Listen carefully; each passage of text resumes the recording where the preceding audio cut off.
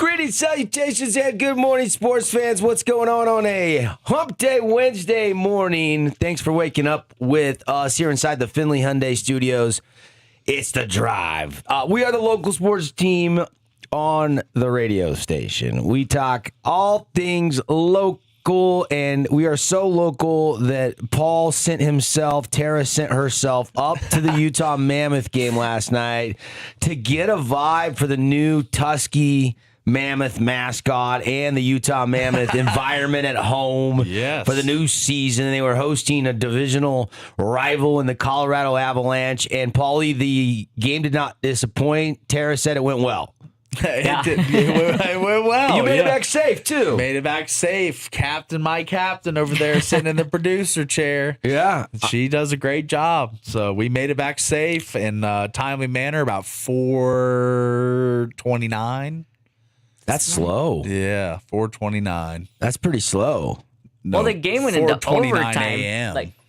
Yeah, I know. Yeah. And we did the press junket and the scrum and all that. So, yeah. It was a late night. It was a late night. It was an all-nighter. It was an all-nighter. That's right. That's what I told Chris. Yeah, you guys are rallying. Here you are. That's right. Ready to rock and roll. Soldier over there. Yeah. I just rode passenger, so I don't have as much skin in the game, I guess you could say. Yeah. So. Yeah. Yeah, he had a little nap. I did have a little cat nap. Did that you? That was it. It was 30 minutes or less, right? Yeah. All right. Yeah. For people that didn't stay up late into overtime, Utah beat Colorado. They were home dogs in that hockey game last night. Yeah. And that place looked pretty lit up on TV. I was watching the game, and, I was listening to Ryan Smith drop by the broadcast booth. It seemed like, a few empty seats. Didn't seem like every seat it was clear full, but it seemed like, man, they were waving their towels on the goals. Yeah. I couldn't tell from the TV if it's as lit up and as loud as Vegas or not, though, Paulie. Compare it to Vegas for me. Yeah, here we go. We got a towel for the camera. Yeah. One of the towels. Waving them. Yeah, I saw that. It was fun. Were the Let's Go Utah chants loud? Yeah. Yeah, they were. I don't know that they were Vegas loud. They were weren't. loud. They probably weren't Vegas loud. I would agree. Yeah, but they're still building a fan base. They're still building a culture. They're still building a winning tradition. So, but the crowd pops. We'll let you listen to them. I mean, this is they're tied 2-2 here, and Mikhail Sergachev, who's quickly ascended. He played awesome last night. He's quickly ascended to being one of the best defensemen, like offensive defensemen in the NHL. Like, he is a gifted shooter, passer. He sees the ice well, vision, and this was such a quick shot. If you didn't see it, I almost missed it. It was so fast. But this is Mikhail Sergachev making it 3-2 Mammoth. Champion last year. Only 4 PIMs his whole year last year. Score! Sergachev! Champion. It was fast. I know. Goalie couldn't even react. Yeah, it was couldn't even get glove up. Yeah. And it was right by his shoulder. Mm-hmm. I mean, perfectly placed. Yeah. Like one of the sweeter shots you'll see all season is just firing from and just a defenseman. From the right spot with the right velocity, at the right angle. The goalie had no chance. It was like you in high school with all the cutest girls in school. No chance. That's true. Very much true. Yeah. But that goes for myself, too. I should have let myself in with that. That's right. All right. I didn't know that about you. But so then the end of the game brought some more thrills as it did go to overtime. The Avalanche scored a late goal. Martin Nakis from a really sharp angle. I was like, how did that even go in? I was like, it was an amazing shot. And then so they do go to overtime, and then the speed of Utah is apparent. Yes. When they have Gunther, Peterka, Keller, Cooley, they just got a lot of speed. And that's one thing the Avs prime themselves on, is getting up and down the ice quick. Yeah. And the Mammoth really contained them well. And then in the 3-on-3, where speed is going to even be more of a factor, they have a beautiful passing play from the captain to the Mr. Clutch, Dylan Gunther. Take the turns. And here they come with speed. Gunther, Keller, shot across, goal!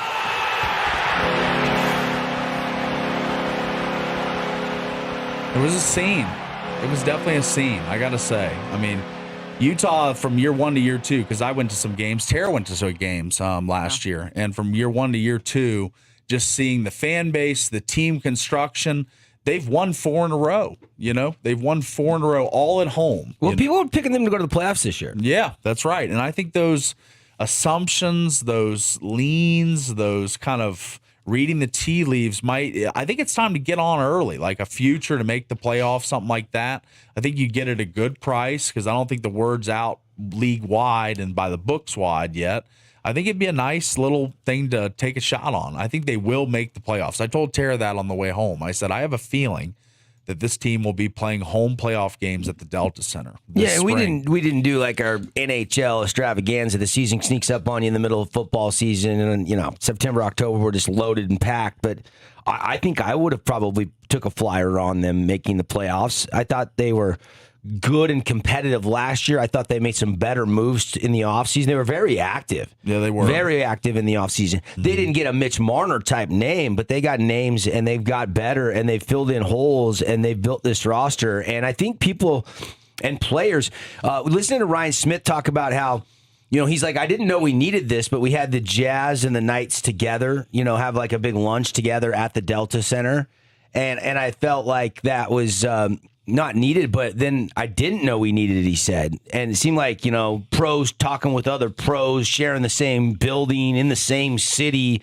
He said he got a call from Sergachev, and he wanted to go to the Jazz game tonight as they open up at home against the Clippers. And, and Ryan was talking about how he loves to see that crossover camaraderie, which I thought was very interesting when he was mic'd up with, was it Butchercross doing the game last night? It was. Yeah, it was John Butchercross. It was, yeah. I heard, I didn't obviously watch the game live, but yeah, he's pretty good. He's been a hockey guy for a long, long time. Yeah, even I like when he was an listening to him. ESPN anchor. Yeah. He would do the hockey coverage and stuff. So he does a good job, and I think them being on an ESPN stage, a national game, to win in overtime like that, it's really thrilling to get the rest of the country kind of up to speed with the Utah Mammoth, I'll say. So.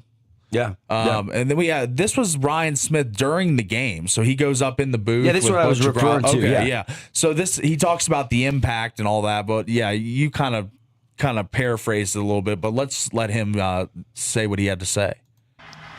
So many great things have happened already in this early time of this franchise here. What's some of the things that you're the most proud of? Look, I don't think we take anything for granted. I mean, it was just last year when we had this idea and started, but look, I mean, we're on a Tuesday night. Here we are. It's packed, and this is cool. It's cool to see. It's cool to see so many people engage. I mean, I think we had a preseason game with about 12,000 people that showed up, and I think 10% of them purchased the new jerseys, and it just shows that they want to be a hockey town, and that's a super cool thing to be a part of. Well, they're very knowledgeable. Yeah, I think he embodied. I mean, I think the fan base really does back up that statement. They're learning the game. There's still some quirks to learning hockey. It's a complex sport, but I think that they're more knowledgeable than they were last year. I think they're learning the game. They're getting better as fans, and I think the team is getting better as a unit. I mean, and I think they're going to be a playoff team, like you said. Yeah, the new digs. How's the new facility? I mean, I know they're not done. There's still phase 2 and phase 3. Phase 1 is done. I know the high-rise seats are done. Part of the seats, but not all the seats. Next offseason, they'll do one side. It's like a steep incline. Well, they got a jack that goes both ways, so that for Jazz games they can take it down. For Mammoth games they can steepen it up, so you have better vantage point for each sport. Oh, okay. So it's like a hybrid. It changes. It comes on a lift. Ryan Smith was talking about that later in the interview with Butchergross, how they found one of those lifts that works both ways. Oh. And it's kind of the latest and greatest. Okay. And so, they got to do it, in sections, though, of the stadium. So the renovation to the Delta Center is going to take a couple more off seasons. Yeah, that's right. Fully complete to where they're, right around 17,000 for both hockey and for basketball. Gotcha. Originally, the Delta Center was 19,911 for basketball. Okay. Obviously, like a game like last night, there was probably only 14,000 seats available, if I'm not mistaken, maybe 15. So they're not quite what there will be capacity-wise for future Mammoth games. But, exciting. And then our night did end in the so we walked down the stairs to the locker room. Yes. And first thing that happens, it's always great to hear the song choice that the players put on. And we walked down the stairs to House of Pain, jump around. It was just blaring. That's what they were jamming in the locker room. Yeah. So they were having a good old time. And the vibes were high. It kept going into, so this is us. All the beat reporters and press people are around Dylan Gunther at the time. And rookie D-man, Russian. Sema is the nickname. Dmitry Semashev. Semashev, he's good. He is. He's playing on the top pair with Sergachev. Great Two last Russians night. on the top pair. He did make one mistake on a high stick that was a little careless. Took a penalty. But other than that, he's very good. The upside is humongous for that young man. So he wanted to get in on the press junket here. He got in the scrum. He did get in the scrum, and he had a couple questions for Dylan Gunther.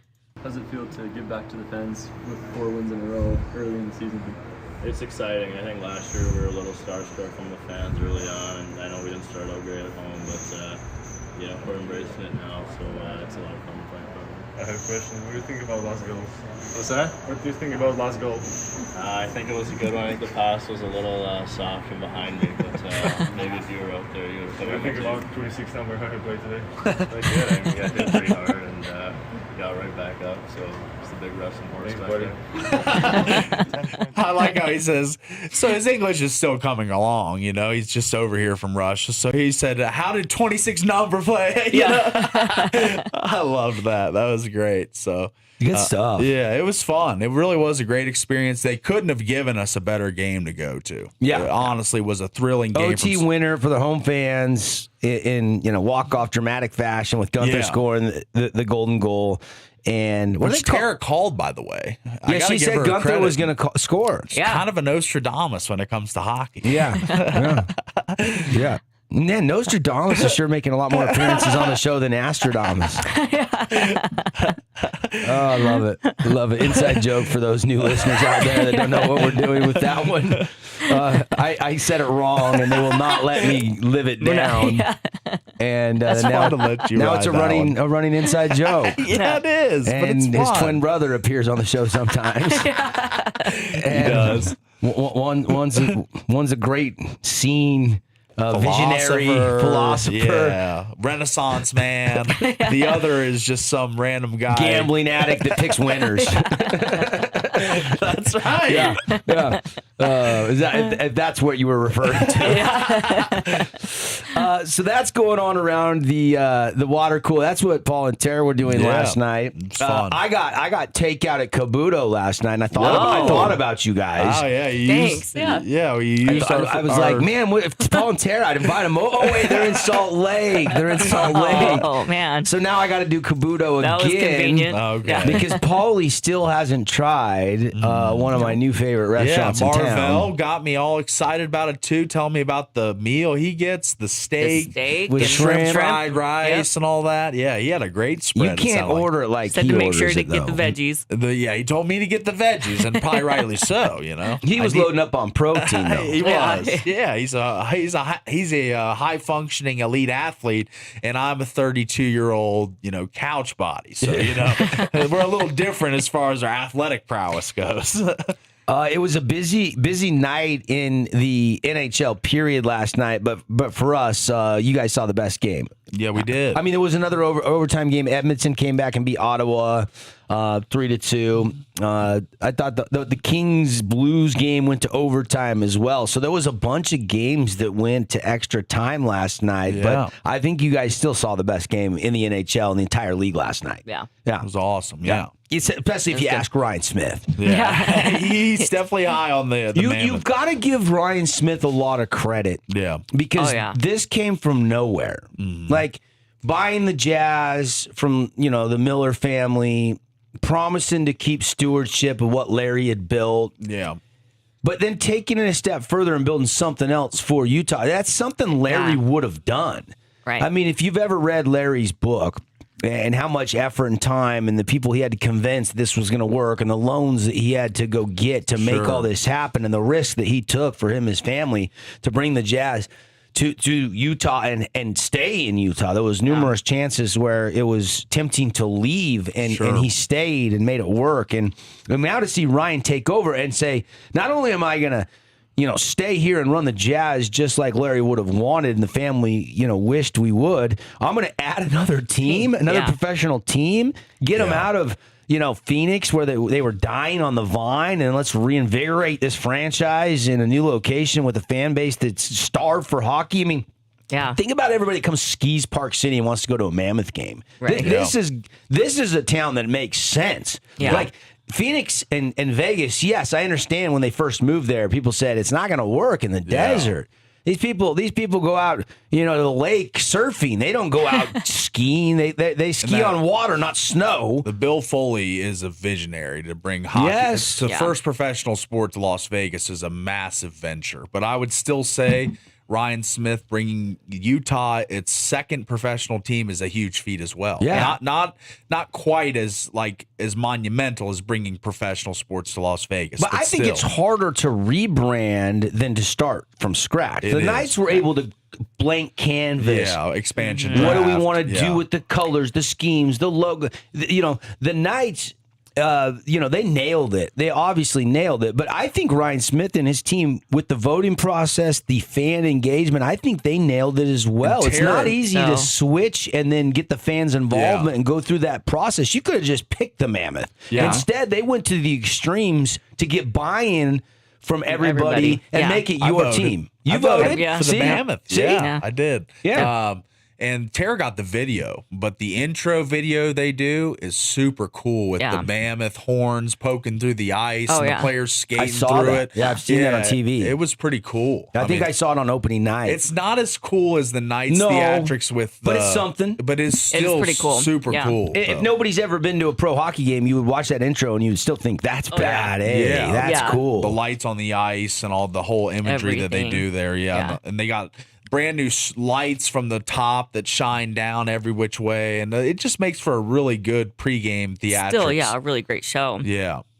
And what he's invested into that team and how quickly he has gotten the whole, state of Utah to buy into the Mammoth and everything it's impressive what he's done. It is. And he is like a doer. He is a mover and shaker. He's a guy that gets stuff done, and it looks as if the Mammoth are on the right trajectory. They're going to be a team that is a force to be reckoned with in the NHL, because in their second year, the thing about not just this year, but the thing about their team is Cooley, Keller, Peterka, Gunther. All these guys are under the age of 26. Yeah, they're young guns. It's just like they could be a force in a few years if they can get all these guys to sign and stay in Utah. Is there enough talent on this team to make a run now?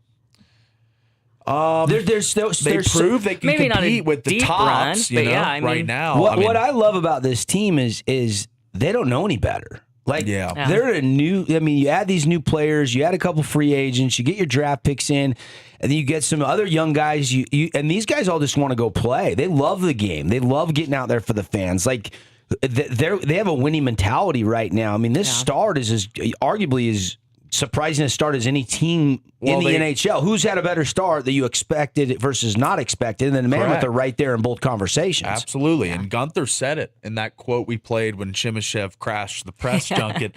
He said in the beginning of that clip, he was saying, we were a little starstruck by the fans last year. He said that. He was like, we didn't play well at home to start the season last year, but this year they've absolutely put their print that they're going to be a good team at the Delta Center. It is a tough environment. They play well there. They skate fast. The passing was a little shaky in the beginning of the game, not as crisp as the later stages. There was some missed passes. Me and you were talking about that, especially sitting there. By Simashev. Yeah. He seemed to struggle just a little bit in the first, but by the later half, he was, he was in later full part of the go, game, He was, and Crews haven't stopped working. They pulled an all-nighter like y'all. They're up there getting that hockey rink turned into a basketball rink. For the Jazz Clippers season opener tonight. That's going to be great. It's amazing that Salt Lake is becoming like a sports hub mecca. Yeah. Could you imagine if they add baseball? Yeah. They really could. There's a push. Yeah. There's a push. Yeah. There's a push. It might be a year or two down the road, but they're planning on keep pushing. Yeah. And I think people are going to games like last night, and they're going to hear from guys like Ryan Smith and see it working. And I think that's going to be helpful with the baseball folks. I don't see that as a downside. I only see that as another positive, another reason, another pro versus a con to bring a Major League Baseball team. The summers in Salt Lake City are just awesome. They're perfect. Yeah, they are. You don't have to put a dome on that thing in the summer in Salt Lake City. No. You might if you plan on going to a World Series. Might get some snow in the October up there. That's right. But you don't have to worry about June and July and August. You're gonna be just fine up there, and it's gonna be 85 and perfect for baseball. Yeah. Yep. Maybe a hot day, it might be 95, right?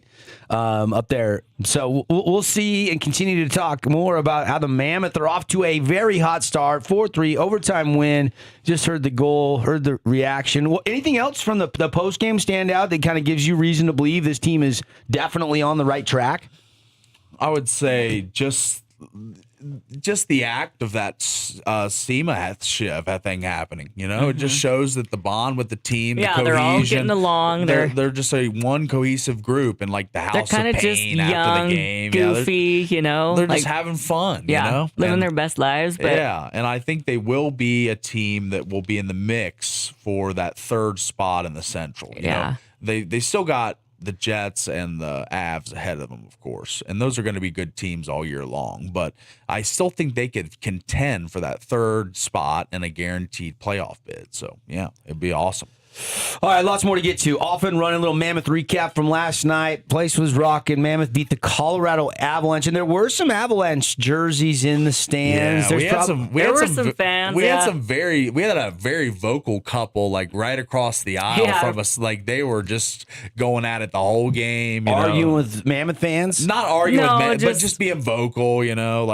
Questioning every call, yelling at every situation. Yelling at every situation. Yeah, so it was fun. Entertaining or annoying? There was actually a good amount of Avs fans. Well, I mean, even Ryan. It's not far. Even Ryan Smith pointed that out. He's like, we're going to see some Knights and Avalanche jerseys in our building. Yeah. We're slowly winning them over. He said, the bandwagon is open. Jump aboard kind of a thing. Hop on now. Yeah. I mean, he understands that, there's geography involved. People cheer for the Avalanche. The hockey fans live in Salt Lake, and then a lot of them picked up the Knights, or they might have another team too. Yeah, speaking of geography and how key it is, being in St. George, we're in one of the hockey meccas. We're less than 4 hours away from Salt Lake, and then we have Vegas an hour and a half away. We can go to pro hockey games north or south. Like this is a good spot to be a hockey fan. If you like the game and you like live hockey games, then it's a drive away. Yeah, but it's not like New York, New Jersey. It's not like the Kings in Anaheim, and you have franchises close. You don't have like the Rangers and the Islanders. I understand it's smaller scale, but still, we're in the middle of two good spots to watch a game. You know? In the desert, exactly. Which you wouldn't think that would be feasible years ago. So. All right, we're going to take a break. Opening segment brought to you by Coral Canyon Golf Course. Get out and play it. They're celebrating 25 years now through the end of the year. The weather is absolutely perfect. It's peak golf season. Call for your tee times. Plan a couple days ahead, maybe a week or two ahead, because you got a lot of people in town wanting to play all the way through, really Thanksgiving. The courses stay pretty busy as long as the weather stays beautiful. Get your tee times, 435-688-1700. Coral Canyon Golf Course. It's rocking right now. We will be rocking some golf talk this week because the PGA Tour is in St. George.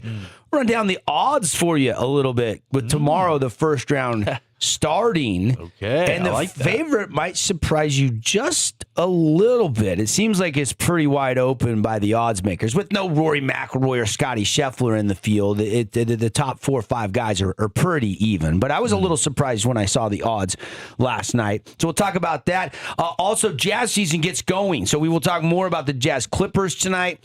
Jazz over under, we'll tell you prediction. Paulie's looked into his crystal ball and he likes the over or the under.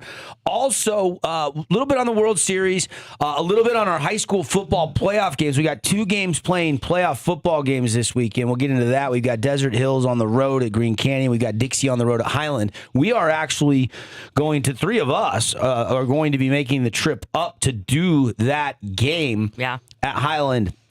I got dibs on shotgun. So you'll be able to watch. Yeah, you'll be able to watch.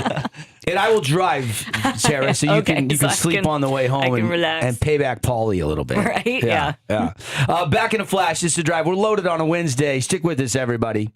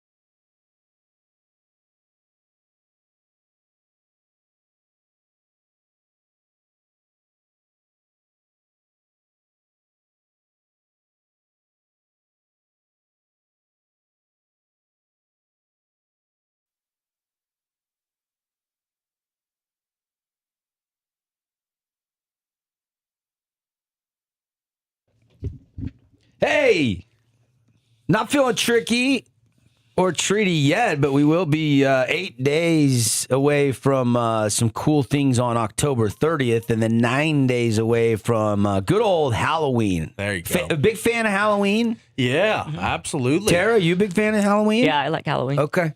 Like, where does it rank in the holiday pecking order? Is it like third or fourth? Probably third. Third? Yeah. Thanksgiving and Christmas are 1, 2? No, it's like Christmas, 4th of July. Wow. And then Halloween. Nice. That's how you rank your top 3? Uh-huh. Yeah, I don't Okay. love Thanksgiving. Oh. All right. I mean, it's Okay. fine, but Did turkey make you sleepy? yeah, a little bit. Okay. Yeah. All right. All right, Paul. No, it's how do good food, but- Where, was I like it? 4th of July, but I couldn't put it 2. I'll probably go Christmas, Thanksgiving, then 4th of July, then Halloween. Okay. Halloween 4. Man, Halloween over Easter? Your mom would be disappointed in you. Yeah, that's right. Jesus is the reason for the season. Grandma would always do the brunch, so she'd be disappointed. Yeah. You will not be disappointed if you got your tickets to go out to Black Desert. Remember, you got to get your tickets in advance, all digital tickets. You can't walk up. I mean, you can walk up to the golf course, but then you got to buy them on your phone to get admittance into the golf tournament. We do have a pair of tickets that we're going to be giving away later today. Wow. And to qualify, we're making it really easy. We just have a pair for you to go out tomorrow and watch some golf. I want to give one of our listeners a chance to get out there and see how, if you've never been to a PGA Tour event, see how it works. If you've never been up close, seeing how the ball striking is absolutely unbelievable off the club face of these professionals. We're going to get you right there. You can wander around the golf course. You can roam the grounds at Black Desert Resort. All you have to do to qualify is we're up the text line. 435-990-9950. 435-990-9950. And just text us the keyword golf so we know you want to enter in for the golf PGA Tour tickets. We'll send them to you if we select you as the winner.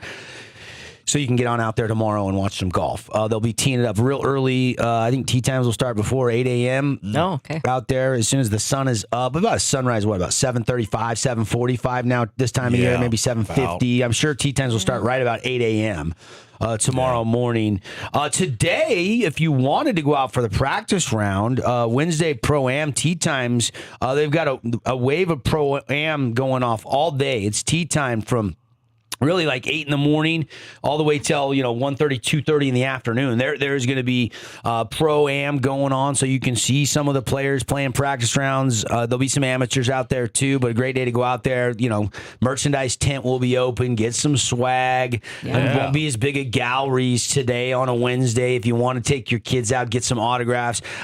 I think really the best days to get autographs are like Wednesday, Thursday, Friday. A little harder on the weekend as the more fans come in. But really, the first 3 days of a PGA tournament are the best days. I'm going to be sneaking out there and hopefully catch up. Zach Blair's got some media availability at 10:20 this morning. Matt McCarty's going to have some media availability after his 9-hole Pro-Am is complete. Alex Noren will also be dropping by the media center, as well as Preston Summerhays. Nice. Alex Noren 17th in the latest world rankings coming into this tournament, so he'll be talking with the media. All those will be this morning, and then Preston Summerhays, his media availability. We already had Preston on the show. Yeah. So 10:20. I was going to head over there. 10:30 is McCarty. I'm really excited to see what McCarty has to say. I obviously loves this course. He won at Black Desert. We've had Matt on the show, actually. Yeah, that's right. We had Matt on the show, and he had a great rookie season, and that win opened up doors for him to play in the Masters, and obviously had a great year looking to keep that momentum rolling. It's going to be really going down all today through the final round on Sunday. The best place to park, lot 2, but if it's full when you arrive, they've got overflow lots. They've also got shuttles. So if you go online, you can get more information on the parking situation. I'm not going to walk you through all that. There is a $6 million purse this weekend at Black Desert Resort. Wow, nice. Bank of Utah Championship. Winner will get $1.08 million. So first place pays over $1 million here in St. George. Sunday afternoon, somebody's grabbing a check for over $1 million for winning the tournament. It's pretty big time. Yeah. And Paulie, Tara wasn't with us a year ago when Patrick brought the trophy in, but the inaugural trophy from the championship last year was that black flowing lava. Yeah. Really cool. It's real similar but different this year. They've changed it up a little bit. It looks incredible. It looks incredible. You could do like 60-pound curls with that trophy. Yeah, if you could do a 60. Yeah. 500 FedEx Cup points on the line.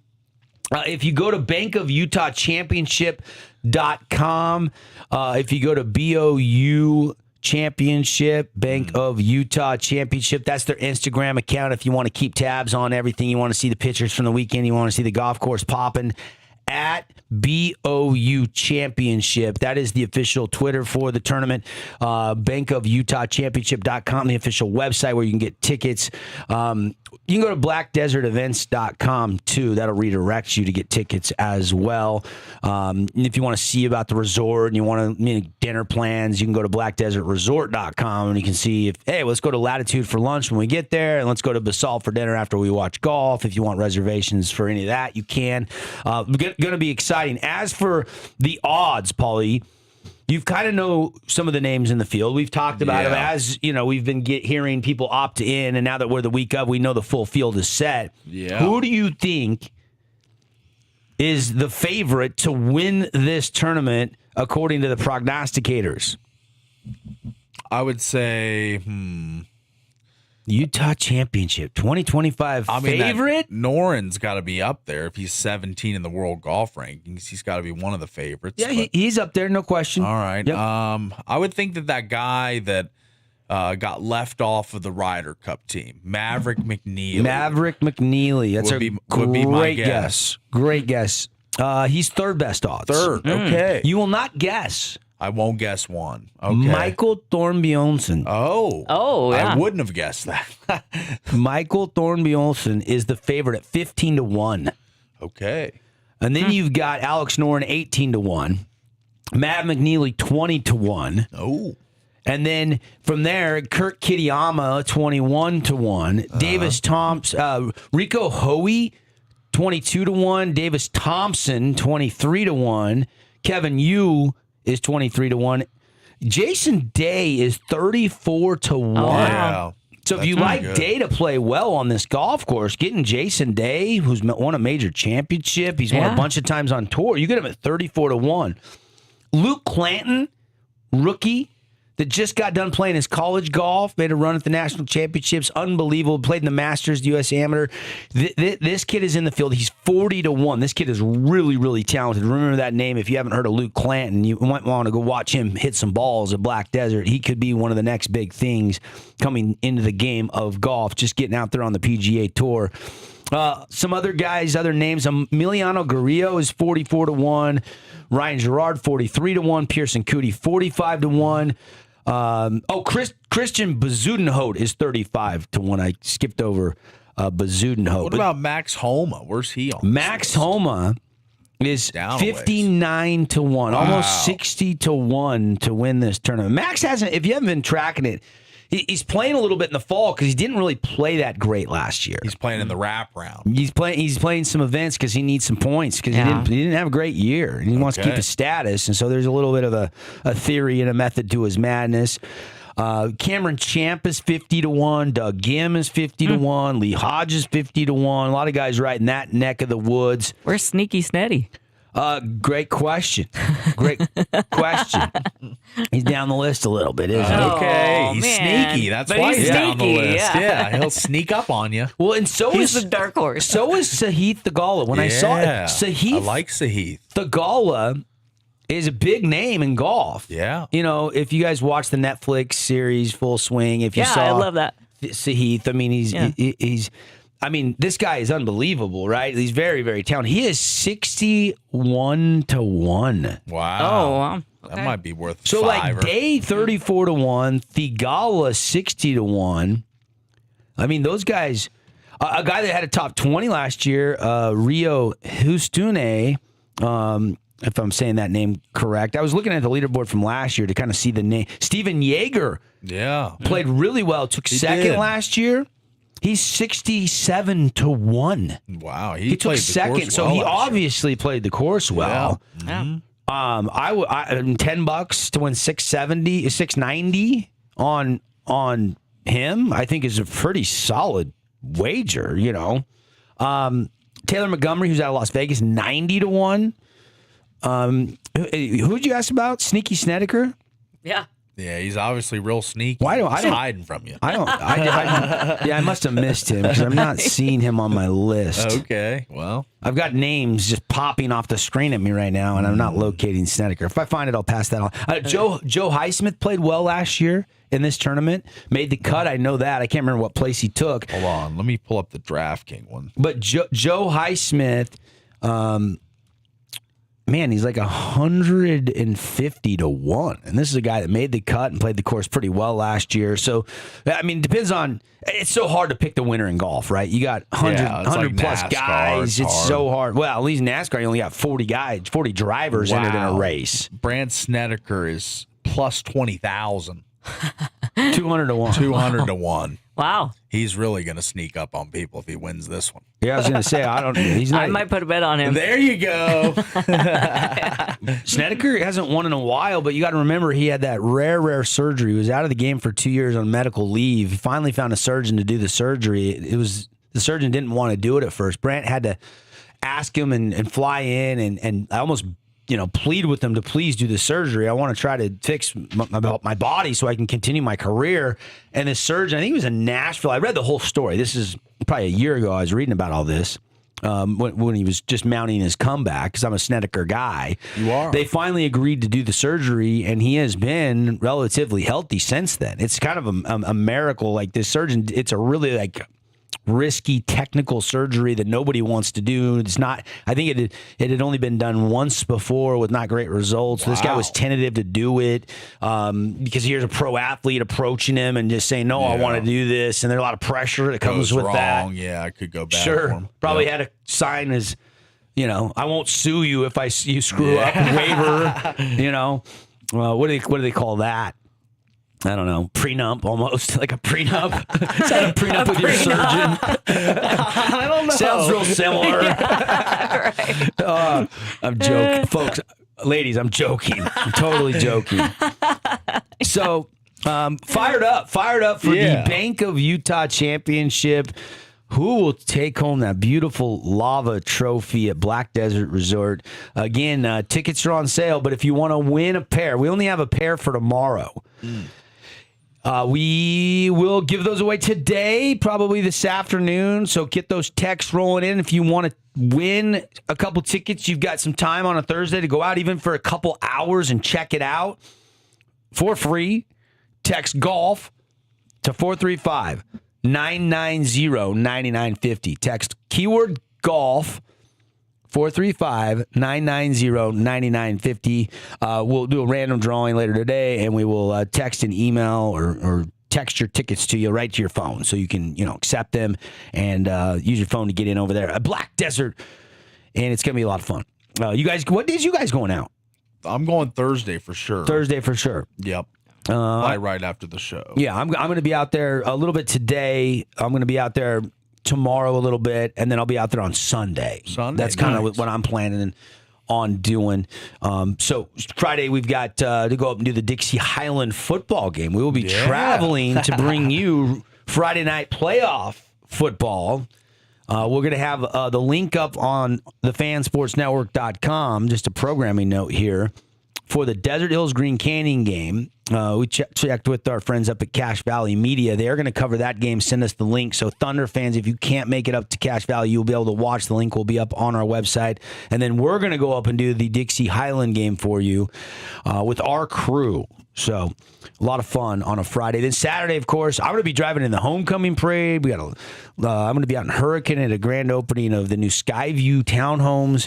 And then I'm going to be over there with you, Paulie. We're going to be doing a little rivalry game. Might have heard about it. It's going to be SUU at Utah Tech. Greater Zion Stadium kickoff 6 o'clock. Get your popcorn ready. And working on getting a couple tickets to give away for that rivalry game for the next two shows. So stay tuned for that tomorrow right here on the program. Got to take a break. Be right back.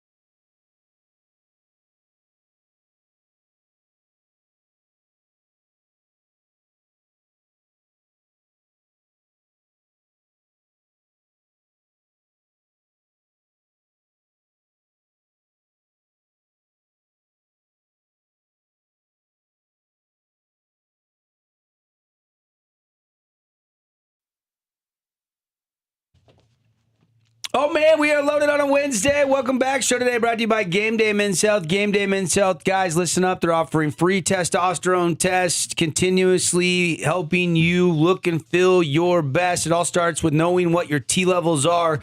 Game Day Men's Health. You wouldn't go to somebody that wasn't an expert. And that's what these guys do. It's designed for men, man cave environment. They got the TVs playing sports. They got the snacks. They got the drinks. They got everything. Make you feel right at home, take care of you, get your T-test, and get your results back in 15 minutes. I love that. I'm always in a hurry. I'm always on the go. I don't like to wait around. I don't want to have to go get labs done somewhere else and get a call 2 days later from a number I don't know. It sounds miserable. Game Day Men's Health. Reclaim your game. Get your free T-test. Go to GameDayMen'sHealth.com or pick up the phone and give them a call. And they don't stop with the T-testing. They've got the peptides. Man, that BPC 157, that has been a game changer. Remember I was limping around with my knee about a month ago? Yeah. I got on that BPC 157 from Game Day Men's Health, and my knee, I did leg day yesterday. For the first time in a month, I was able to get back on leg day. I'm walking around like a chicken with these chicken legs. And I had no pain. There's no swelling today. Like, I don't know what was going on. I thought maybe I tore my meniscus, but I got on that BPC 157 about a month ago. Yeah.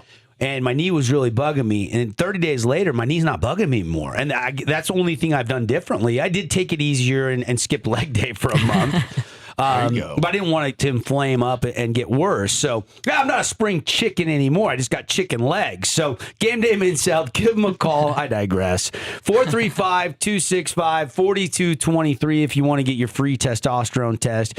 If you got some aches and pains, your back and your knees and your joints, they specialize in the peptides too. The Samorlin's great to help you with toning up and keeping that muscle mass, but losing weight. The BPC 157 is great to really kind of mend some of these little aches and pains that you might have as you get a little bit older and you're very active, like Tara. So get on that peptide BPC 157. It worked for me. It should work for you. And Game Day Men's Health can help you out with that as well. They also do ED shockwave therapy, the revolutionary P shot, anything to do with, erectile dysfunction. Sexual performance is always key with the ladies, right, guys? And then even if you've, got some weight you need to shed, they do custom weight loss plans that will actually work. You don't want to call the 2 a.m. infomercial number. You want to call Game Day Men's Health right here in St. George. Here's the number for you to give them a call. Get that free T-test. That's where I would start. Go from there. 435-265-4223. We're winding down hour one. Got about 5 minutes here left in the segment. We've talked Mammoth and we've talked Black Desert so far today. That's really it. We got the World Series. We got the Jazz opening tonight. Yeah. We got the high school football. We got SUU and Utah Tech. Paulie, how pumped up are you coming right out of the Holy War, and now we get a little rivalry on? And I know nobody in Salt Lake is going to talk about SUU and Utah Tech's rivalry until they're both undefeated when they play, or they're both 6-1 when they play. I know a 2-win and a 1-win team are not going to catch the media's eyes across the state or the country. But for us down here, it's still a very meaningful game. And you and I were on the Zoom call with Lance Anderson yesterday. Yeah. And I said, what does the rivalry mean since you're both coming in with 1 and 2 wins? And he said, look, it's big in the recruiting battles. Yeah. We recruit the same kids. Sure. And so you forget about that. And it's bragging rights. It's still a very meaningful game. 51 newcomers on this Utah Tech team. SU's got however many newcomers they've got, probably 25, 35 of their own. That's college football we live in nowadays. Yeah, you're good players that get filmed and get paid. The D1s are the Power 4s, Power 5s, they're plucking these FCS kids away. And there's nothing you can do about it. That is the system now.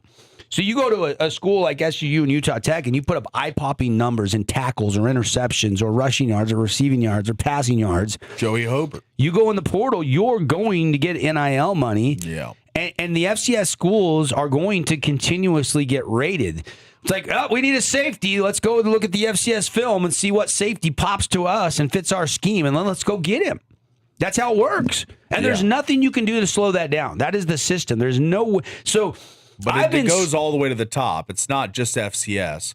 So the G5 levels up to the P4. Sure. So, it's like everything is cyclical. Like everything it runs downhill basically. Well, and look, like you go to a school like SUU or Utah Tech, like that's probably wasn't your dream school. Yeah. And I'm okay with that. You're here and you want to be here and you want to play the game you love. And if you get the opportunity to go to a higher level to play bigger competition in front of more fans, like I don't discount that at all. I think that's exciting for the kids. My point I'm trying to make is I've been saying for I don't know how long. Paulie, how long have I been saying you have to embrace that you're a feeder school? The moment you will embrace the fact that the pitch should be, look, come here. We got playing time. Play, get on the field Yeah. as a freshman or as a redshirt freshman portal guy, get film, and then we'll help you, find a new home. And we'll take you for a year. Yeah. And we'll welcome you with open arms, and you're going to love St. George, and you're stay here, and the people here, and the food here, and the weather. Yeah, we want to build the best on-field product, and even if you're here for a year, we'll still take you. And you got to keep building through the high schools. Yeah. I know that got all screwed up with COVID. You got to get your diamonds in the rough. You got to have some local guys that break through for you. You got to have some California recruits, all the areas Lance Anderson goes into, Idaho, stuff like that. You got to have some players, come from all different places to build a good team and a competitive team year in, year out. So I agree with you, though, that they should be okay with being a showcase school. I'm excited to see what the product of the rivalry game looks like. Last year was a good product. It was really 37-34 overtime. Really good product. A really good game for us that got me really excited about the rematch Saturday here in St. George at Greater Zion Stadium. What do you think we won't know the line till Saturday morning, so we won't really be able to discuss it on the show.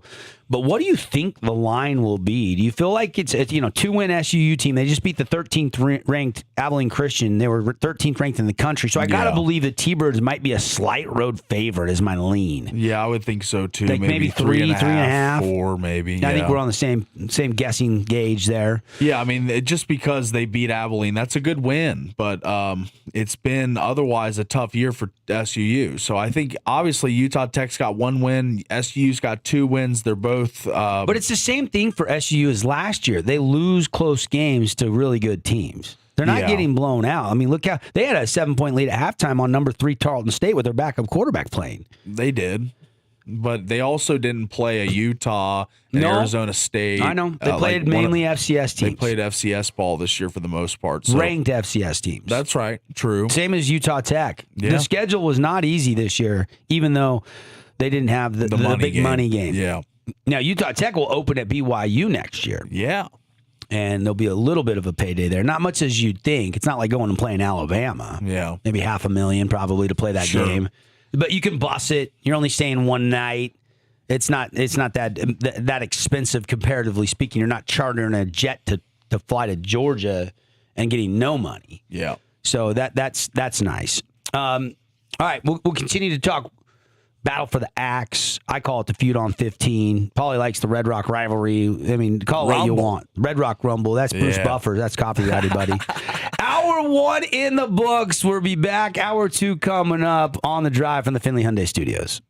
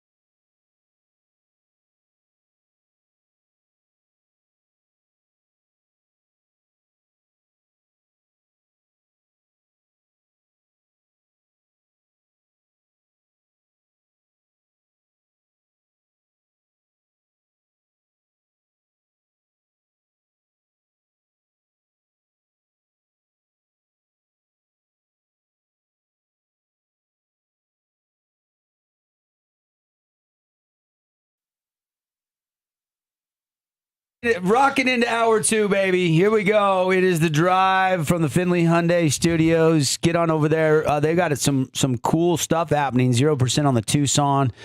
That's their sleek little SUV that's going to save you a ton of money. 0%, zero. You pay zero up to 60 months. You can get a 5-year loan, spread those payments out, pay no interest, and get a new Hyundai.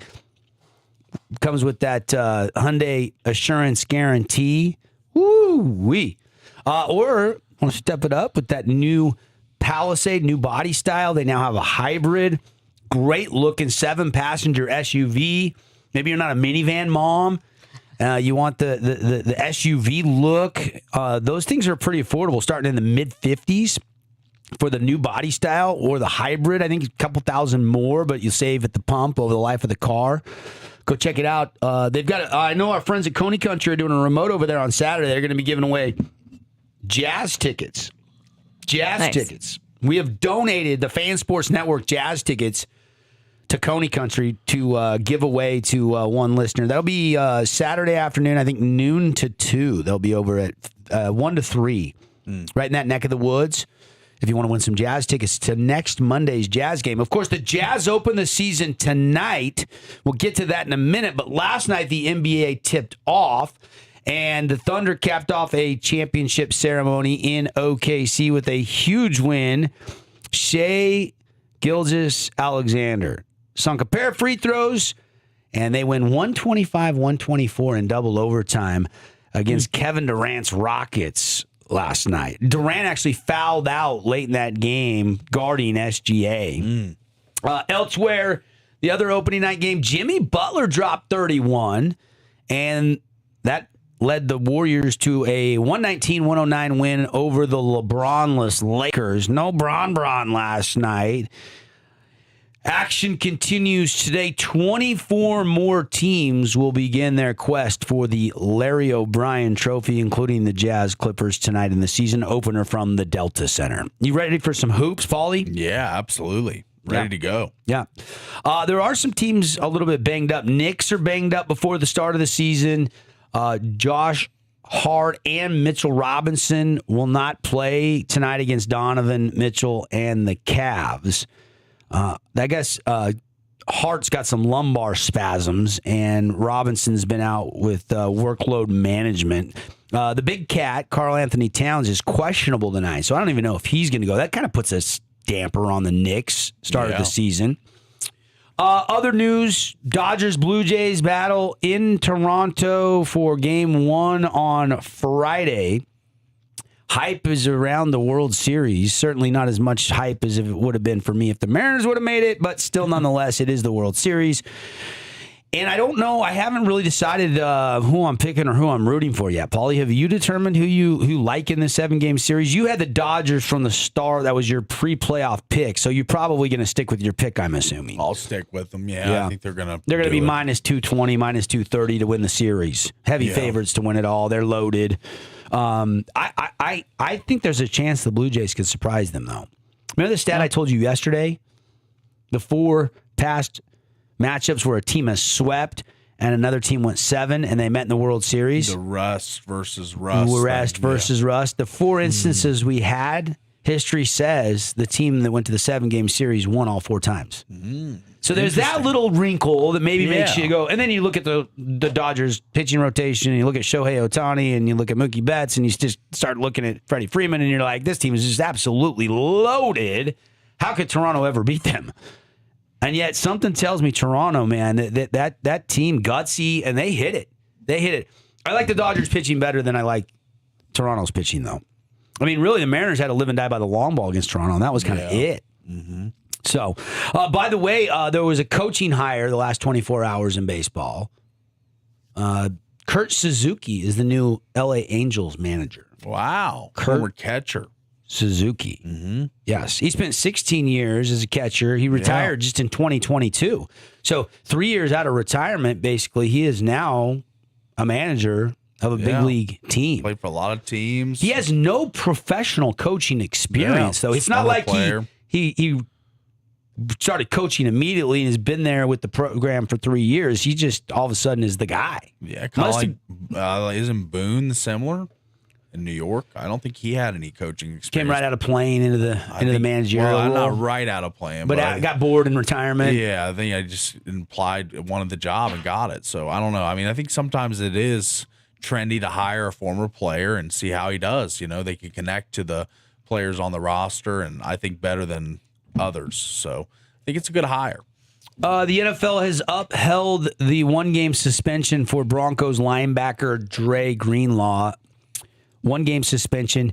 He had unsportsmanlike conduct towards a referee following the team's win over the Giants on Sunday, and the NFL released a statement that said he chased after the referee Brad Allen, verbally threatened him as he tried to leave the field.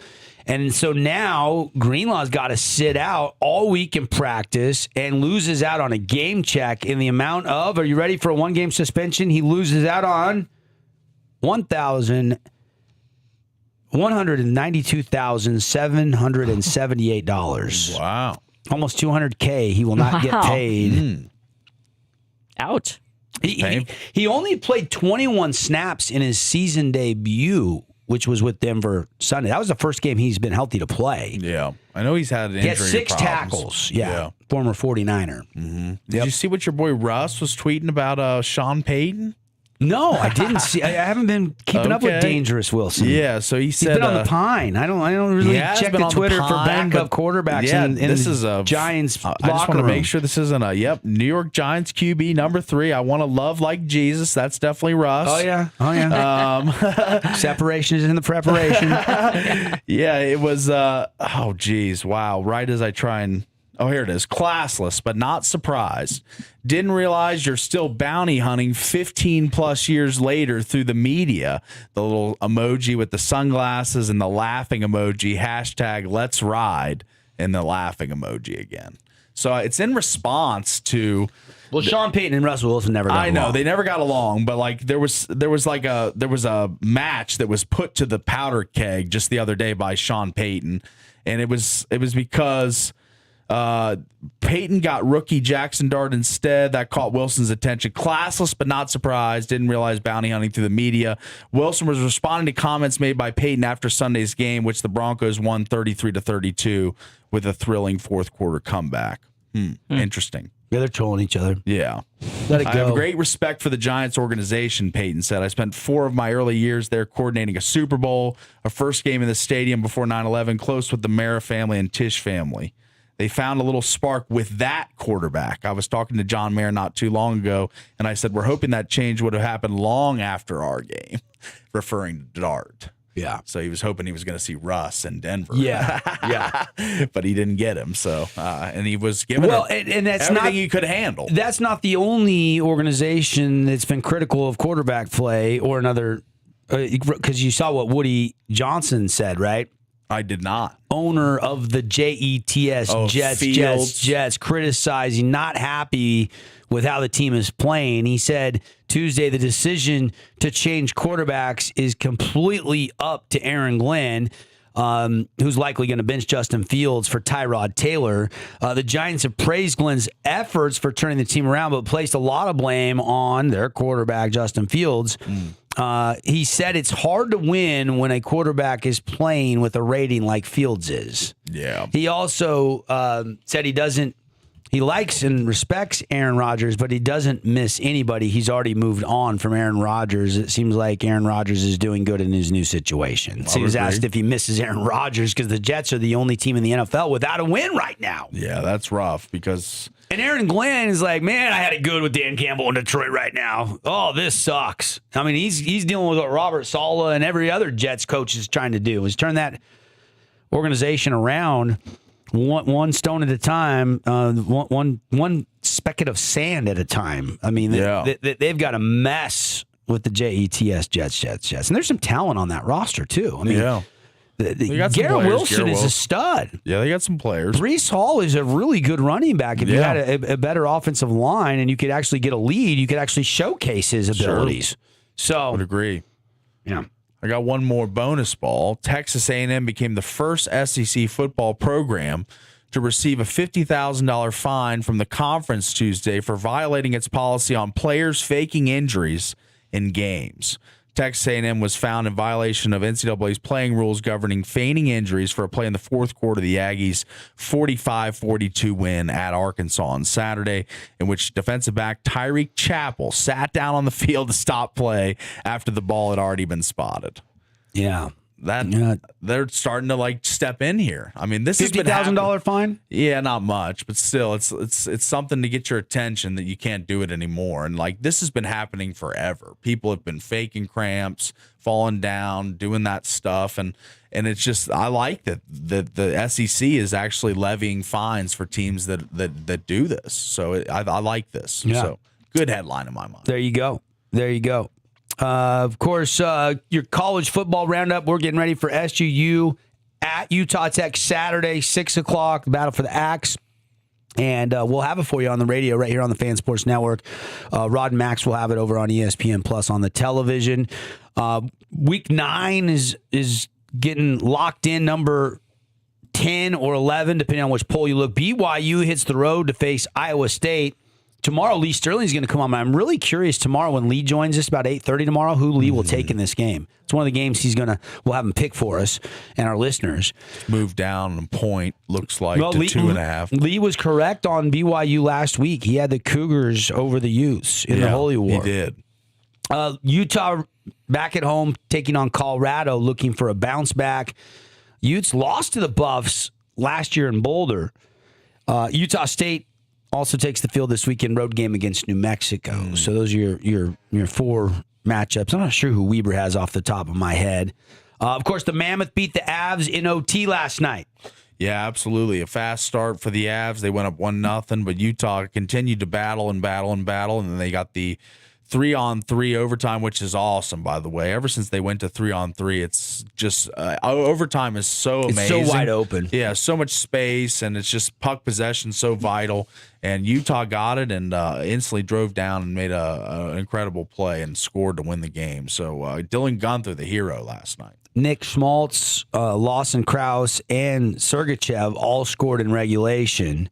Vizmelka stopped, I think, 30 of 33 shots in the net last night. He had some really good saves, too, the Mammoth goalie. Yeah, he did. McKinnon he had a 2-on-1 break, like coming down, right down Broad Street, and he shot it, and he just saved it, and then there was a rebound, and he saved the rebound, too. It was one of the best saves I've seen thus far this year. So, he is, in my mind, going to be a top 10 goaltender this season. So, we'll see how it ends at the end of the year. And you guys were in the locker room last night, and the Russian rookie was having fun with y'all, with the media, right? That's right. He was. Yeah, we got that, right? Simashev, after the game, he got in the media scrum. Dylan Gunther was being interviewed, and he wanted to chime in and get his questions in for Dylan, and here he is. Hang on. My bad. Here he is. Get back to the fans with 4 wins in a row early in the season. It's exciting. I think last year we were a little starstruck from the fans early on, and I know we didn't start out great at home, but we're embracing it now, so it's a lot of fun playing for. I have a question. What do you think about last goal? What's that? What do you think about last goal? I think it was a good one. I think the pass was a little soft from behind me, but maybe if you were out there, you would have put it What do you in. think about 26 number? How he played today? Played good. I mean, he got hit pretty hard and got right back up, so it's a big wrestling horse Thanks, back buddy. there. Thanks, buddy. He's gone. That's his number, by the way. He's like, what did you think of how my number played today? 26 number. I like that. Yeah. How did you He's play literally 26 number? shirtless and in his whitey tighties too. He's like Just doing the interview. Yeah. he just walks where were in y'all and, during like, that? Oh, we were right We there. were right there, standing next to We're him. in there, yeah. I didn't see you on the film. Is that you filming? No, it's not. We were kind of off to the right a little more behind some people, but we were in that. We saw him kind of come right into the picture. It was funny. I love it. Jumped in. Vibes are high with the Mammoth. Mammoth will begin a 4-game road trip Thursday against the St. Louis Blues. So Mammoth winning against the Avs in OT last night. Jazz season opener, first game of the new NBA year. Paulie, over-under still 18.5 on the Utah Jazz win total for the season. I think so. So the Jazz Jazz might have some late action, but I think it's probably stuck around 17.5, 18.5. Everybody is available tonight for the season opener except for Georges Niang and Isaiah Collier. Isaiah actually had a really good rookie season last year, but they will both be out with injuries tonight. Jazz, of course, had the worst record in the NBA last year, 17-65. Utah hasn't made the playoffs since the 21-22 season, and the expectations are a game and a half more win total than last year, according to the odds makers. Can they surprise some people? That is the big question I have. And I don't like that we're not really fully healthy tonight. I am really excited to see the debut of Ace Bailey. Yeah, I would agree with that. It's one thing to debut in Summer League. It's another thing to debut in preseason. Yeah. But now it's the real deal. This is the regular season. So when the pressure mounts a little bit and you got a team that a lot of people think could be a dark horse title contender in the LA Clippers, and they've had a tumultuous offseason, they're ready to shut everybody up and play some basketball with all the stuff around the payments of Kawhi Leonard and everything. But that's a good roster. Really good roster. Might be the third best roster in the West behind OKC and Golden State. Maybe you could throw Minnesota in there. Maybe Dallas or San Antonio is arguable. But right, they are a playoff team. I like the Clippers a lot this year. And Utah is going to be 9, 10-point underdogs tonight at home in the season opener. So this Jazz season begins tonight. Will you guys be watching? Yeah, I will. Yeah. I'll be watching. I'll be watching. I'm interested in Bailey. See how he does. I do too. That's the big question. How does he look with the starting five? What's the chemistry like against best on best regular season? That first 5 minutes of the game. Yeah. Really going to be curious to see how he starts his NBA career in a regular season game. I think he can hold his own. Yeah, me too. Yeah. I think I don't think he'll have the night. I hope he has the night he had when he debuted in preseason. He went bananas, and then he got aggravated an injury, and they kind of shut him down and just kind of holding him back for the regular season. So, Ace Bailey, bona fide superstar talent. How does he do tonight? Should be a lot of fun. Also tonight, Real Salt Lake begins their postseason run tonight. Yeah. We don't talk a ton of soccer on the program. Yeah. But it's a wild card game. So they sneak into the playoffs, and the Claret and Cobalt are on the road to face the Timbers in Portland. RSL went 1-0-1 against Portland during the regular season. Winner will play San Diego FC in a best-of-3 first-round series beginning on Sunday. So win tonight, move on, lose tonight, and season comes to an end. All right, that's what's going on around the water cooler here. Top 8 at 8. We'll take a break. Be right back. It's The Drive show today, brought to you by Wilkinson's House of Lighting. Lighten it up. Lights, fans, home decor since 1946. Go see what they can do for you at Wilkinson's. Back in a flash.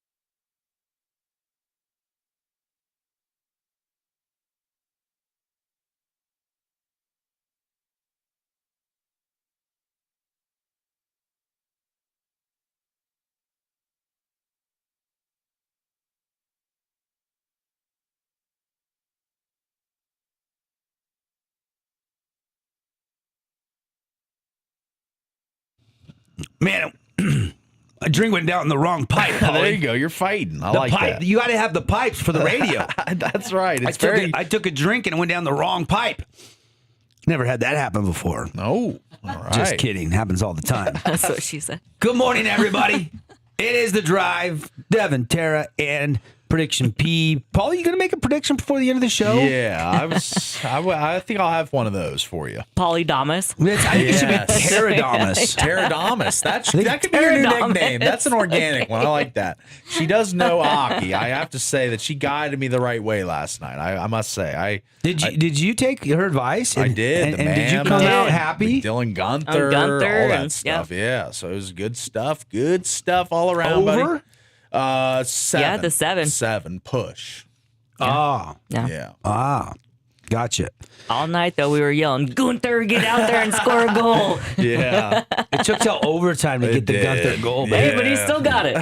He got it. What was Paulie's reaction late in the I didn't game? know. So long story short, we go over to say hi to a guy that we've kind of Cole, met yeah. and Cole developed Bagley? a Yeah. relationship Yeah, Cole's with. awesome. And yeah, he's awesome. We've had him on the show. He's actually Yeah. coming down to St. George next week. He's coming on the show Monday. Oh, cool. Yeah, he's Great. Get him in the studio. Yeah, Yeah. he wants to come. He said he wants to come. So we were talking to him, and overtime, I forgot how quickly they just clean the ice and get back out there. Right. And then we're in the hallway walking around as the action's going on. Well, I this- walk faster than Polly. She so did I- walk faster than me. But there You was, don't wanna miss nothing. there was a disturbance at the curtain. There was this guy messing around with it. I was like, all right, let's go. Come on. And then finally, like, the horn's going off. And all of a sudden, I don't even know it's Gunther. And then He it's didn't see Gunther. it, yeah. I saw it, She saw it. Gotcha. and I was like, you're welcome. I owe you for more. I owe you. Yeah, I do. What'd you think of the OKC championship rings? You guys see those? Yes. Holy cow, they are awesome. Wow. They like pop open and got, all the numbers in there. I mean, Yeah. talk about a pretty cool championship ring. I thought those were pretty sweet. They those are debuted cool. those last night. Yeah, those look good. Yeah. A ring inside a ring. The ring looks like a wedding band inside of the actual ring. Cool. I mean, is there some level of we're married to the game involvement here? It's a pimp ring. Yeah, it looks good. I see it here on Twitter. But you like it? Who made Yeah, the looks- ring? Looks good. Probably Jostens. Was it Jostens? I don't know. They're the big ring company that I'm familiar with. I don't know the other ring companies out there. I don't know who does I have that. a guy in Jostens. I should call him, get some insider information. That's right. How many He delivered sapphires the and Dodgers and rings and everything. So he gets all the insider stuff. Pretty cool. Yeah. Pretty cool. He's back. Michael Jordan made his NBC debut as a contributor. Yeah. Oh. I heard about this. He said he all hasn't picked season. up a ball in years. Do you believe that? What about a golf ball, Michael? We know you've been golfing. Yeah, he's been golfing for sure. You guys didn't see any of that last night, did you? No. You guys were No. at the game. At the game. Yeah. Yeah. A big Luka game is not enough for the Lakers. I decided. I'm sitting there watching that game. I'm jumping back and forth. Warriors, Lakers, Mammoth, Avs between the second and third. I'm on the NBA game. That's the one nice thing about hockey is you can leave hockey in between periods and see a Right. significant amount of other sports and then go back and not really miss any action. That's Yeah. right. Which is nice. He didn't shoot it good from three. He was only 2 of 10, but 43 points, 9 assists, 12 rebounds, only 3 turnovers. He makes 15 of 17 2-point shots, and it didn't even matter. Lucas 43 didn't even matter last night. I feel like that happens a lot to Luca. They say LeBron's got a little sciatica. Sciatica? Is that a Sciatica? back, like Sciatica, yeah. back nerve going down your foot or something, Yeah. like a little tingling sensation? Is that considered the sciatica? I think it's sciatica, yeah. It's sciatica, Yeah. Yeah. Well, I know what you but it's spelled SCIATICA. So it's there's a SC, so it's sciatica, but it's SC. So is it sciatica? Ah. It may There's have a a C K. after the S. Potato. Potato, tomato. I think LeBron just needs some Midol. Yeah. He'll be fine. Yeah. Okay. Yeah. I'm going to There you help. go off the top rope. I like that. She doesn't have much sleep, but she's coming for LeBron this morning. LeBron James. Yeah, LeBron, I'm Paging sorry LeBron you have cramps, James. but get back out there. You've and play. got a hater on line one. I mean, that's got to be annoying for JJ Redick, though. You're home. It's the start of the season. No LeBron, which is understandable if he's not good to go. You get 43 from Luka. He 1 assist shy of a triple double, and you never even had a chance to win the game in the fourth quarter. Disappointing. It's sad. Jimmy Butler, I noticed, is still good. Like, Yeah, you he know, is. you ship him out of Miami, he's unhappy, and you're like, Yeah. oh, great, Golden State gets another superstar. But you're like, well, how much does Jimmy Butler really have in the tank? We know what he did for Miami, winning championships. And now he's dropping 31 in the debut. Steph's over there cheerleading. I'll tell you what, Draymond's still really good. Jimmy just knows how to get to the free throw line. And I know Steph is integral to the success of the team, but Jimmy Butler is going to be a problem. Guess how old Jimmy Butler is? 35? 36. 36. Yeah. He's getting up there and dropping 31 on opening night. And now 16 of them came from the free throw line. Yeah. But the ability of the veteran to get to the free throw line. High IQ. Yeah. Yeah. I like that. I'll tell you who else popped. Buddy Hield and Jonathan Kuminga. They looked really good to me last night. Kuminga had 17, 9, and 6. Buddy Hield came off the bench and scored 17. Between the two, they were 9 of 16 from 3. So it's not just Steph shooting threes for the Warriors. And, you know, DeAndre Ayton is kind of an X factor, right? You got Al Horford, Draymond Green, and DeAndre Ayton. That's a pretty good roster. Yeah. That's why I said earlier there's OKC, but I really like what I saw from Golden State last night. Yeah, I think they're always going to be in the mix as long as they've got Curry. Yeah, but they really haven't been in the mix the last couple of seasons. But they're going to be in the playoff mix. I mean, to make a deep run or not is another thing, but they're always going to be a playoff team with Curry. So yeah. 12 games tonight in the NBA. Cavs Knicks is the 5 o'clock Mountain Time on ESPN. Spurs Mavericks is the 7:30 tip off on ESPN. You got Pelicans Grizzlies, 76ers Celtics, Heat Magic, Timberwolves Blazers, Timber Pups Timber Blazers, because it's the Portland Timbers. There's a lot of timber in that Timber. one. I like that. Raptors, Hawks, Piston Bulls, Kings, Sun, Wizards at Bucks, Nets at Hornets, and Clippers at the Jazz. I mean, the Clippers at the Jazz with all these other games is probably going to get no attention on a night like tonight. No, probably Unless something crazy happens in the game and it goes down to the wire or OT Yeah, or something. OT. The only game worse interest-wise is probably Wizards Bucks, but you still have Giannis, or Nets at Hornets. But we get to see a deep Clippers team get going right away. We also get to see Ace Bailey's NBA debut. So there is that going for us tonight with the Jazz game. This is probably a commonality for a lot of the year, but the Jazz are the biggest spread on the board, 10.5 for the Clippers That's of what I'm any saying. game in the NBA. So Is it up to 10.5 right now? 10.5? Yeah, Yeah. That's what Well, I'm this is a seeing. loaded Clippers roster. It is. It is. Utah plus 340, almost 3.5 to 1 to win the game at home. I mean, wow. I wouldn't take the money line, but I would be tempted to take the 10.5 just because it's a new season. I think these young guys are going to play hard at home. Yeah. And you're at Could home. come out storming. Yeah, absolutely. I could see it. That's a big number at home, isn't it? Yeah, big number. Big number. Big. Let's go. All right. Got to get to another break. Want to remind everybody the picks of the week are out. Zag picks of the week. If you got the new iPhone 17, they got everything in stock for that. The cases, the screen protectors, everything. There you go. Tara's got She's the got the 17. Zag screen protector on it. She's got the screen protector over the I've camera. already been to Zag, yeah. In case she drops it on the ice when she's playing hockey. Got the nice kickstand. You got the, Yeah, is that she's from been Zag using. too? She's Yeah. been using Yeah, that this is quite a Zag. bit. Yeah, this is I Zag. think that is actually a nice feature. It is. It's the best. It's pretty Because if you cool. want to watch TV, you don't have to lean your phone against something. You just put the stand up, Yeah. and then you can just watch it on your phone, and it And you stands. can do it either way. Yeah. Yeah, those are Zag. Yeah, the Zag ones. That is a sneaky smart feature. Yeah, it's great. I'm going to get Paul one for Christmas. That is Paul's Christmas present. All right. Look at that. Surprise. I'm already getting Christmas Merry presents in Christmas. October. Yeah. I just found out when I'm getting Paul because he's always losing his phone. Yeah, I lost in the car last night. Yeah, I did. Yeah. It went missing for like an extended period of time.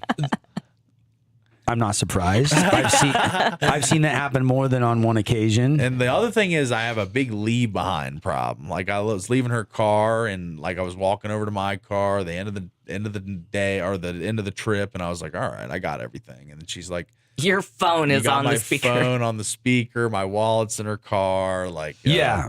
But it you was were a comfy. long night. Yeah. Yeah. I had gotten settled in and put everything in different spots, you know? I would love to say I'm shocked, but I am not surprised No. whatsoever. That's right. You're the driver this Friday, so you'll have some stuff left behind too. Yeah. I think I left my Yeti in your car, by the way, the blue one, the blue coffee. It just keeps leaving final- more You- stuff. I'm sure you did. The final boss was the blue Yeti, and I lost him. Yeah. So. Even yesterday afternoon when we were leaving, I'm pulling out of the driveway, and he's like, "Oh wait, I forgot my drinks." Like, I had to pull back in so I could go inside and grab his drinks. Zag picks of the week. Don't be like Paul and forget to Don't make forget. your Zag That's picks of right. the week on our website. Just go to the fansportsnetwork.com. You can make your picks.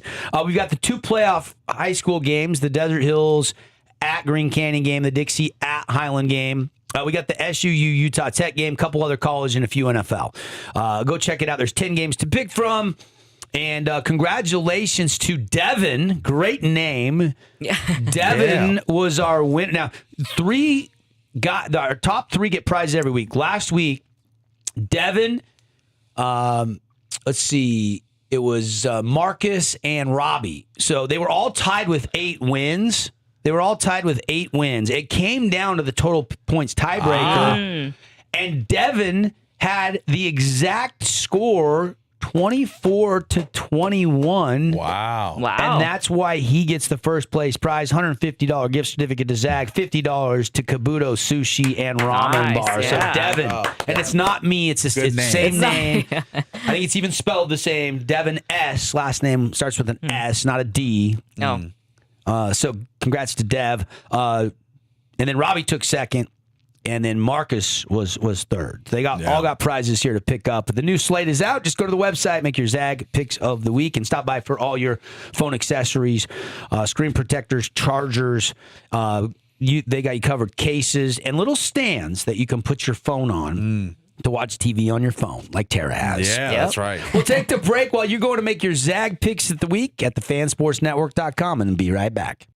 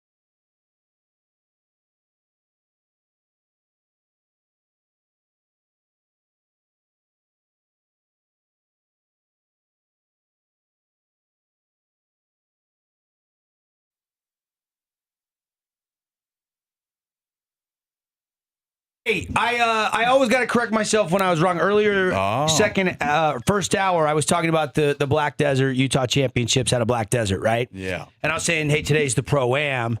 Great day to go get autographs. Well, hold that thought. It's not that there's no ticket sales today. I didn't realize that. I'm so used to going to events where you can, U.S. Opens, Masters. You can go to practice rounds, but today there's it's private. It's just a Pro-Am, so there's no spectators.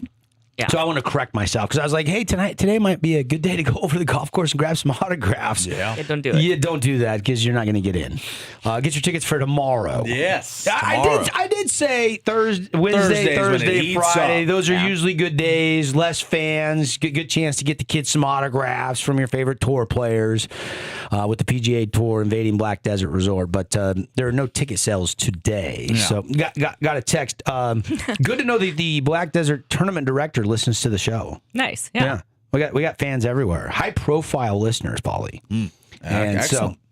So wanted to correct that so nobody was racing over there to Black Desert and then you wasted your gas money. Now you got lunch money. I don't want to waste your lunch money on gas to Black Desert when you can't get in because there's no spectators today. I'm going out there today, though. Yeah, I might join you. They got some media availability mid-morning with Matt McCarty and some mid-morning. Yeah, you're like, wait, that might be nap time, huh?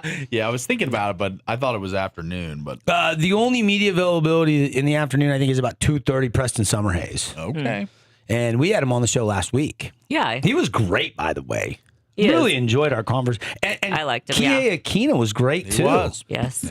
Yeah. Both these guys going to be teeing it up. Connor Howe, Tommy Shark, Zach Blair, Patrick Fishburne, David Lickety from Utah Tech. Yeah. I saw the video, and I reshared it on my Instagram story, the video of Lickety getting a sponsor exemption from Patrick Manning, the managing partner of Black Desert, and talking about it, and it's been a dream of his since he was, 3 to play in a PGA Tour event. He's like every college golfer dreams about it. He's a kid that grew up in Farmington, Utah, and then great high school career, and then went on a 2-year mission, put his golf game on pause, and then is firing up his freshman season here at Utah Tech for Coach Sutterfield. So. Pretty cool to be in St. George, and now that St. George is hosting, to be a sponsor exempt and get to play. That has got to be thrilling for Lickety.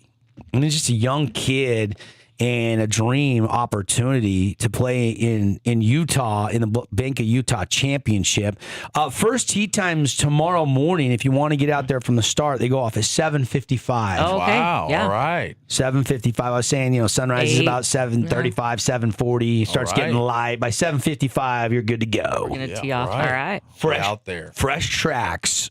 They'll be doing double tee time starts. The first threesome will be Ryan Palmer, Graham Sigg, and Celinda. And then the other off the back nine will be Hayden Buckley, Rico Hoey, and Thornbjorn Olsen, who is one of the favorites. Yeah. Prohibitive favorites to win. That's right. This tournament. All right. Well, so, should be fun. This is last year we had, Ben Griffin, and we had, some big names playing in it. But they're it's going to be fun to watch, Zach Blair, because Zach needs to play good in this wraparound season. And obviously he's got ties to St. George. Let's see what he can do.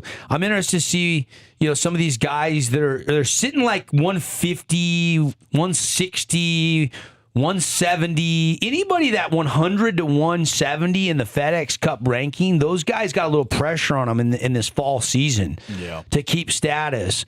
And so you definitely gotta play good. JJ Spawn played last year. Yeah. Not playing this year. He won a major this year. Yeah. Yeah. Absolutely. Yeah. Played in the Ryder Cup. That's right. I had a great year. Played phenomenal. Yeah, he really did. Some of the tee times tomorrow, Bank of Utah Championship. In the afternoon, Joel Damon, old bucket hat Joel, UW. Yeah. UW. Husky He's pride. a Husky. Yep. James Hahn and Zach Blair will be paired together going off at 141. Oh, All right. Yeah. That's a good pairing. The other pro from Utah that you probably heard about, and they were teammates for a minute at BYU, Patrick Fishburne, will go off 152. They'll be on Joel Damon, Zach Blair's group will go off 10, and 11 minutes later, Austin Cook, Kevin Stroman, and Patrick Fishburne will go off hole 1. So you're going to have, on one side of the course, Zach, and one side of the course, Patrick. And then, of course, Friday morning, if you're going out Friday, they'll be out in the early wave. So other featured groups to kind of keep an eye on. And you can go, go to PGAtour.com, go to Utah Championship website where you get your tickets, blackdesertevents.com. It will redirect you to get tickets as well. Easy to remember that, blackdesertevents.com. Thigala, 8:28 tomorrow morning. Stephen Fisk, Sahith Thigala, and Jason Day. Wow. So that's going to be probably the most, if people are walking, they want to walk the gallery. course. You do have to remember Black Desert hole from behind 3 green to really behind 7 green. They don't let any spectators there on 4, 5, 6, and then until you get to 7. The par 5, then you can start watching again. There's just too much lava. There's just not a lot of walking. It's too big of a liability there, and there's just not a lot of room with the amount of lava on those holes to have spectators walk. So there's that little caveat. But you can go watch 1, 2, 3, then jump over to 7, watch some groups come through, and then still pick those guys up, and you can walk 13, 14 of the 18 holes with your favorite player, and that's going to be probably the biggest spectator fans watching. That's the featured group, right, Paulie? Yeah, Thigala and Day together. Names. Yeah, that's the group that a lot of people are going to be tracking. Michael Thornbjorn Olsen, who is the privative favorite, plays with Aldrich Potgieter and Ryan Gerard. That group will be going off hole 10 right behind Thigala and Day. So there's another really good group. A lot of people saw Potgieter win last year on tour. Really good game. And then Camilo Villegas, Luke List, and Emiliano Grillo will go off at 8:50 in the morning. This is the group that I would probably choose. I mean, I've seen Thigala and Day, and it's not like I don't want to watch those guys, but this is the group I'm really interested in. Brandt Snedeker off hole 10 with Steven Yeager, who took second last year. Can I get a sneaky Sneds? Sneddy. Yes, Yeah. Sneddy. And Davis Thompson, who's got a whole lot of a game and is a heck of a player. So that'll be 8:50. So some really good morning wave tee times. Then you got the Utah guys kind of going off in Blair and Fishburne in the afternoon on day 1 at the Utah Championships at Black Desert Report. Matt McCarty will be going in the afternoon wave, defending champ from the inaugural event last year. He'll be playing with Mav McNeely. They're buddies. Yeah. They're buddies. Remember we had Matt McCarty on, and he was bummed for Mav because when they're on tour, they hang out and they get houses together in VRBOs and Airbnbs, and they know each other well, and he was kind of bummed that Mav didn't make the Ryder Cup. He thought he was well-deserved. And so you got Mav and Matt playing together at 108 off hole number 1, and Billy Horschel is the third member of that group. So that's another great pairing for fans to go out and watch. You can see Mav McNeely, Matt McCarty, and Billy Horschel playing alongside each other the first 2 days. The same tee time off hole 10, Joe Highsmith, Taylor Moore, and Bryce Garnett. And then right behind Mav McNeely and Matt McCarty and Billy Horschel's threesome tomorrow at 108, the 119 tee time is Kurt Kitayama, Max Homa, and Alex Noren. So they've kind of packed 2 really good groups right next to each other in the morning wave, and then again in the afternoon wave. And that's where a lot of the spectators are probably going to be roaming and walking with those groups. As far as, some of the amateurs that are playing, David Lickety, Utah Tech, golfer, freshman, from Farmington, Utah. He'll go off in the very last tee time of the day, 2:25. And then, Preston Summerhays will be in the last tee time of the day off 1 at 2:25. And then you've got Luke Clanton. I want to see Luke. I'm going to go follow Luke for a couple holes. He goes off at 2:14 with Pearson Cootie and Michael Brennan. That is going to be a really interesting pairing. I think that's a really intriguing pairing. So And then you've got Kihei Akina, the other sponsor exemption amateur that'll be going off at 9:45 in the morning with Cristobal del Solar and Gordon Sargent. And so, go check it out. I'm not going to go through these all for you. You're not going to remember all these tee times. You're going to have to map out, if you're going out to the event, who you want to watch, when you want to watch them. And again, no spectators today. I was mistaken. I was like, hey, great chance to get autographs, get out there today. They're not selling tickets today. I did not realize that. That's my fault. So I want to correct that from earlier in the show. Maybe that's all right. Maybe show up and say you're Devin, Dixon, and get his media cred. Yeah. For today. All right, got to take a break. We're going to come back, wrap the show up. It's a Wednesday on the Fan Sports Network picks, and get you ready for the Jazz season opener tonight. It's all coming up when we come back.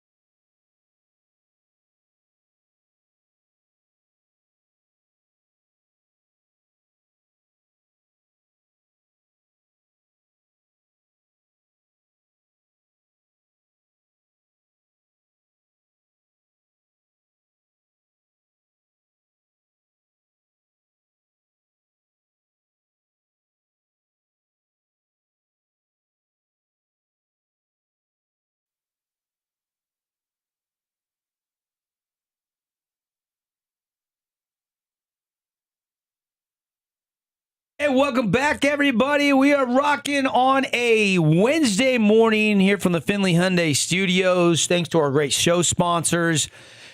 Got a great group of sponsors bringing you the program every day. Zag, of course, the Zag picks of the week are up. Win some Kabuto sushi.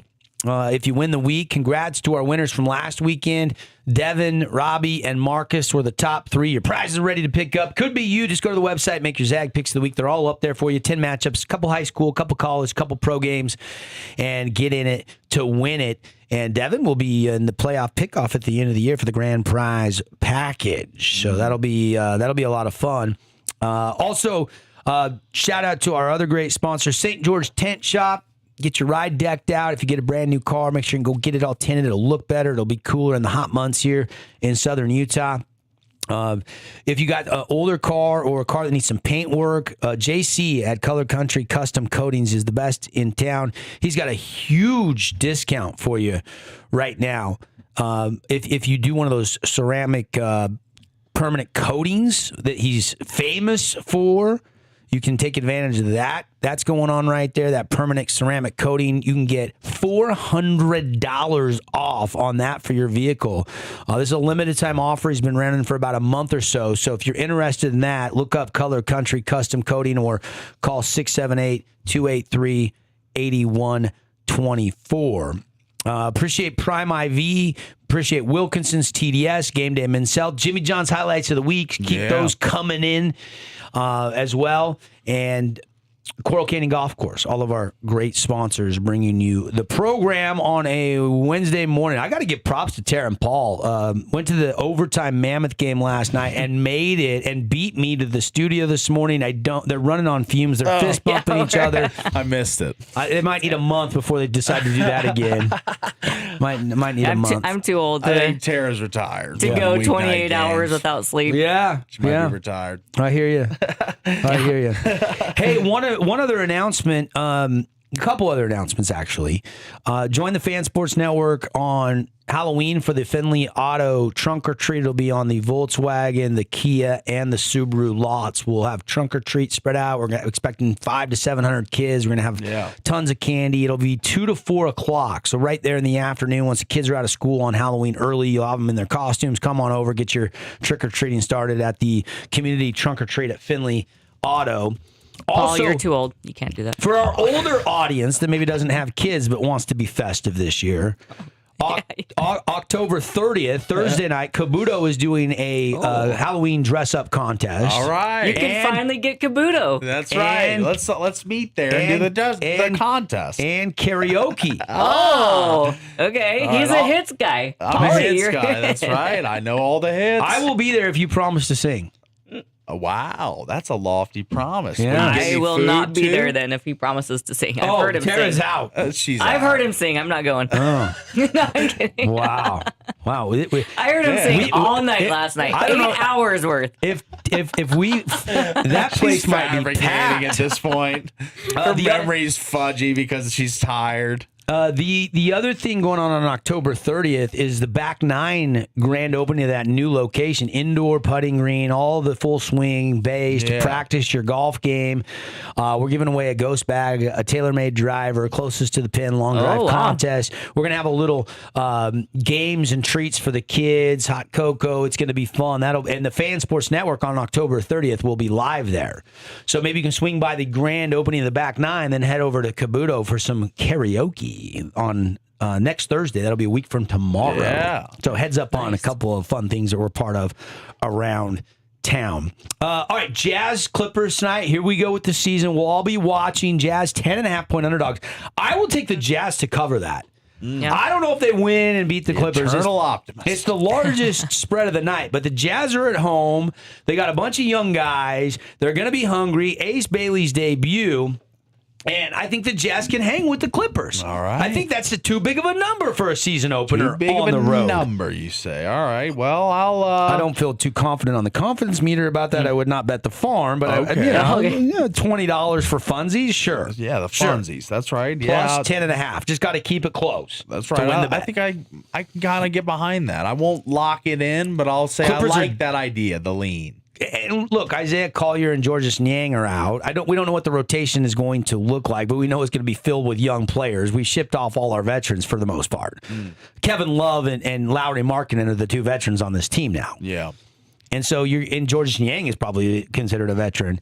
But Kessler and Hendricks and Keontae and Ace Bailey and I'm really excited about Walter Clayton Jr. out of Florida. I think he could be kind of an NBA-ready guy to give you that 20 minutes a night, hit some threes, distribute the ball, that scoring guard. So I'm excited about the season opener for the Jazz tonight. Home game, Delta Center will be rocking. They got the rink out at this point, the hardwood down at this point. They probably work through the night to transition. That's right. Yep. They worked through the night like we drove through the night. And that closing time is a great sound to hear. Welcome sound today. The crew that swaps out the hardwood for the ice, they're going to be busy this year. They are. They'll be working OT. Going to be busy this year. All right. You do have another full slate at NHL. We got till Friday to talk about the World Series, so we'll pick that up a little bit. Tomorrow, guests on the show, Delane Fitzgerald will drop by and join us about 7:20 a.m. tomorrow morning. We'll hear his thoughts on SUU, Utah Tech. Lee Sterling will be by as well. So we'll see you tomorrow back here on The Fan for the morning drive. Thanks for listening and watching, everybody. We'll see you. Have a great Thursday.